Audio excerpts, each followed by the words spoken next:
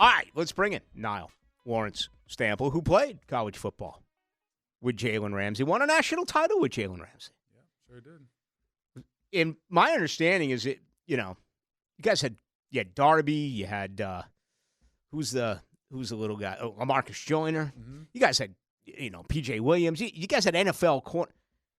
Jalen didn't hold anything back from the moment he arrived. No, absolutely not. It's his work ethic is something that is really to be admired. A lot of people, obviously, he's a talkative guy, but when it comes to that work, he puts it in. It is awesome to watch. I've always heard the story about how Jimbo threw him out of a practice early. It's like he was made a name for himself. I don't know if you remember that. It's 10-plus years ago, or if so, maybe you don't want to get into it. But I love stories like that, especially when they're young freshmen who come in and basically just want to bump someone to the side. Yeah, man, and that's what he was doing. He came in and he knew he had a lot of development to do, but he knew the base that he had, and it was great, especially as a true freshman.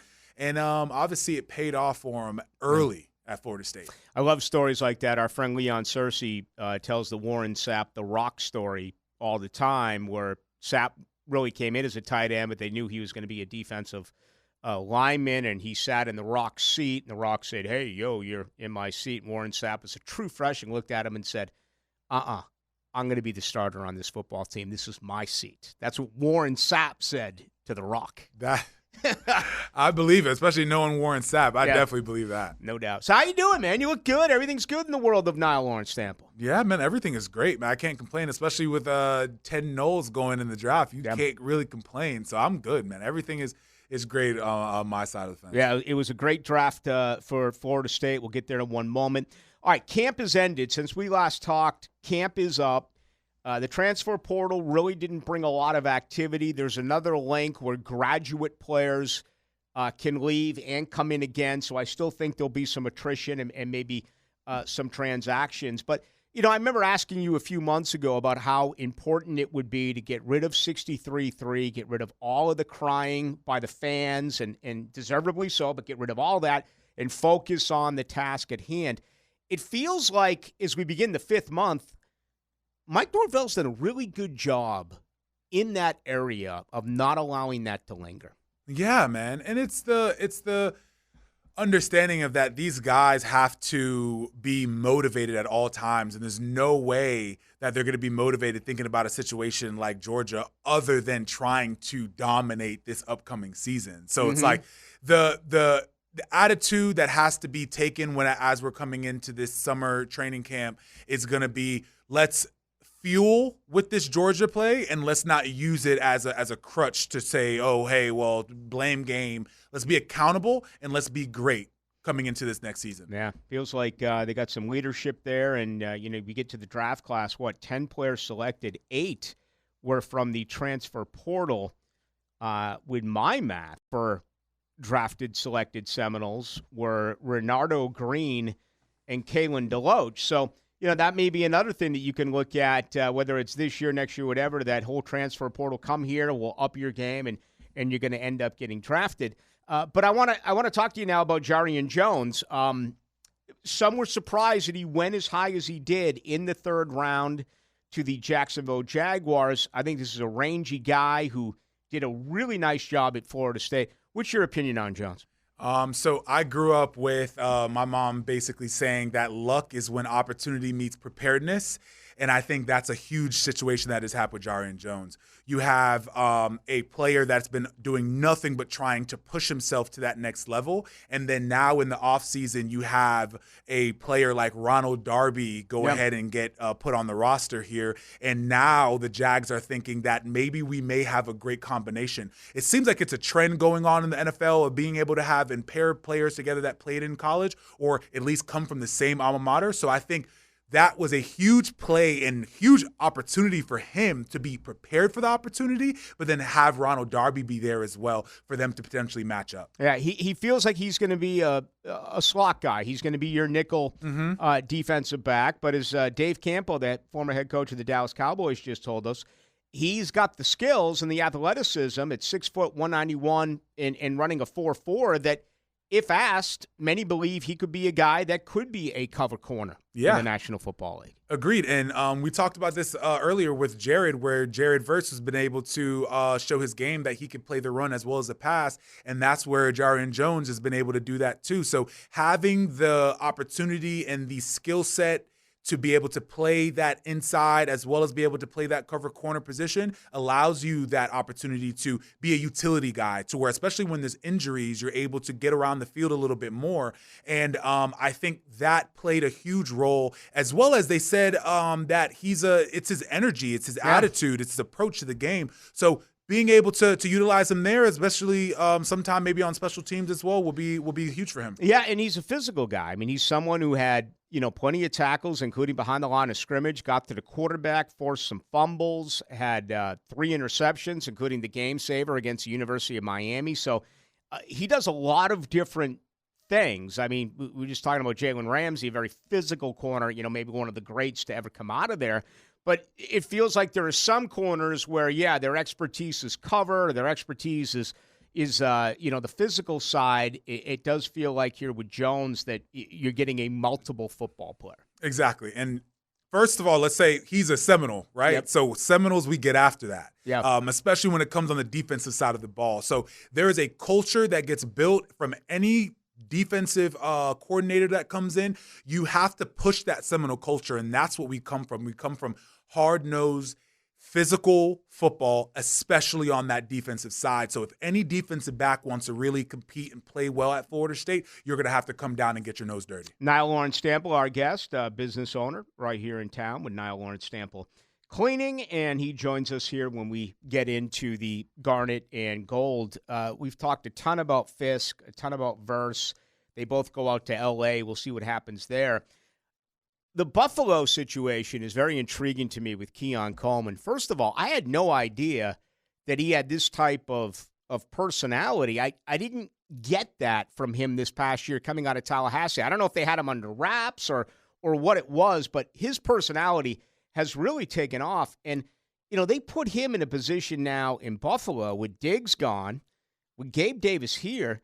He could be maybe the 2, but possibly the number 1 go-to wide receiver immediately as a rookie for the Buffalo Bills. He sure can, and I think it was the opportunity there is huge, and I think that he'll present himself in order to be able to take that and take full advantage of it, and I love that for him. Obviously, the stars kind of aligned for his situation there in Buffalo, but in terms of his personality, I think he's always sort of been like that. I don't think you get as much coverage when it comes to that backside play at Florida State, but also holy smoke, you're really building your craft at Florida State, especially the year that he had and the year that he was in. You're more or less trying to figure everything out and make sure that you could get to that next level. He has achieved a massive triumph. So being able to go and get picked in this second round, the first pick of the second round, him coming in, he's extremely happy. It's time to celebrate. It's time to take a little bit of a step back and enjoy the moment. And I think that's what he was able to do at Buffalo for these first few days. And I think it is an awesome situation because he is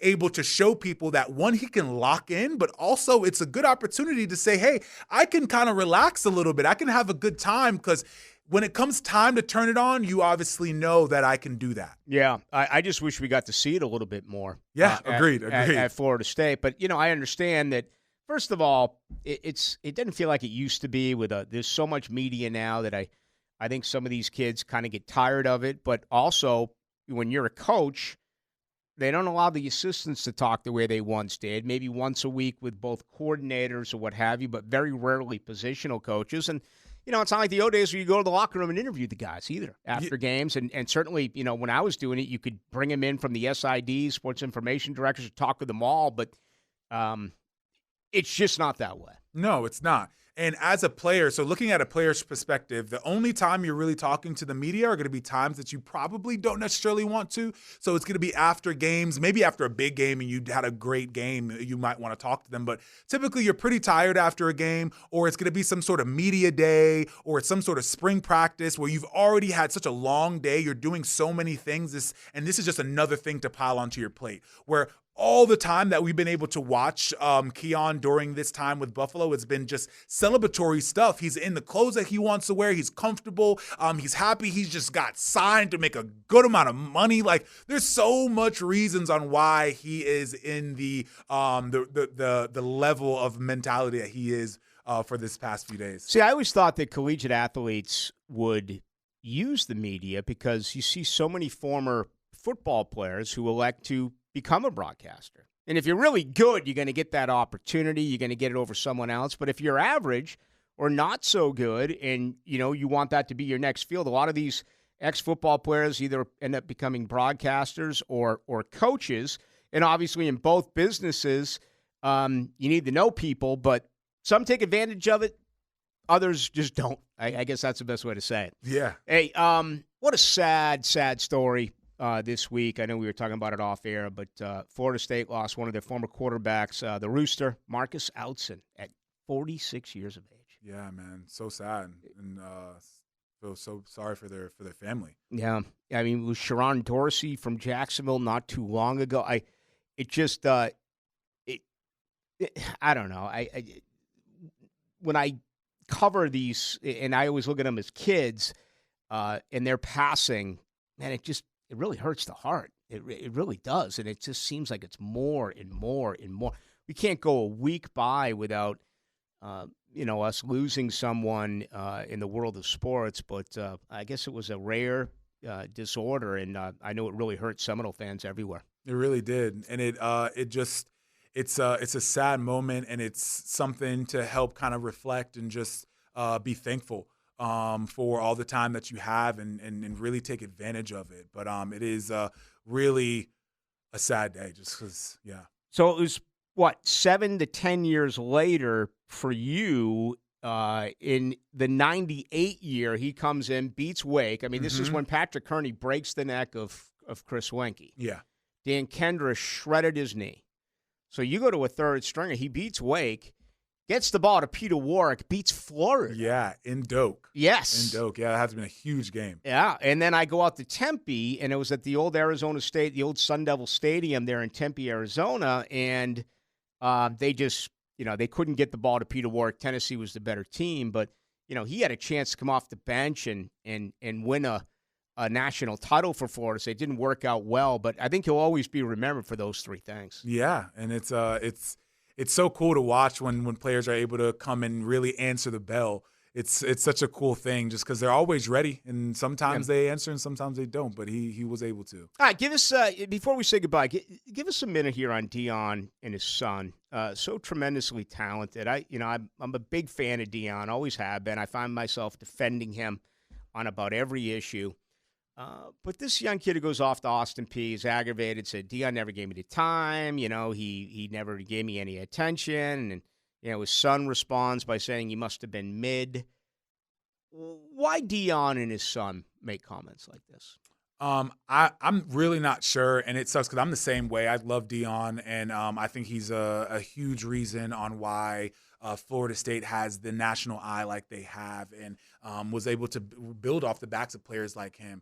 As well as Odell Higgins. I'm always going to give him a shout out. Oh, yeah. Bartow. Yeah, right? But I will say that it's something that especially when I saw it, it's just, if we're going to say that there's some issues here and we do things for clicks and do things for at some point you have to prove them wrong, right? And this way of proving them wrong would have been just to say nothing at all and leave it alone.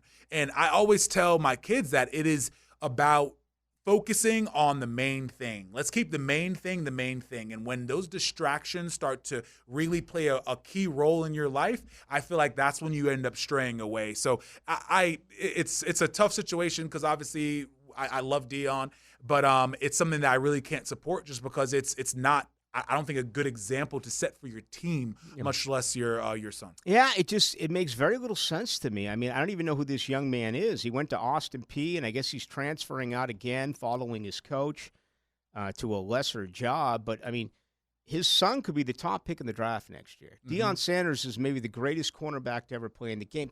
Don't you just look at that and be like, who? Yeah. And move on? And just move on. Why respond to something so and I'm not trying to belittle this young player at formerly at Austin P, but you're so above that. Why even take the bait? Yeah, and it sucks because it's just all you do is just feed in to some of the negative comments that have been going out about Colorado, and it's one of those things that you look at and you're just like, listen, let's try to move on from this as quickly as possible. All right, Nile Lawrence-Stample, tell us about Nile Lawrence-Stample cleaning. What's the latest? Yeah, man, we're doing a lot of really cool projects in terms of like local businesses in town, as well as a ton of residential for window cleaning, house washing, sidewalks, curbs, anything that you guys would actually need. And follow us.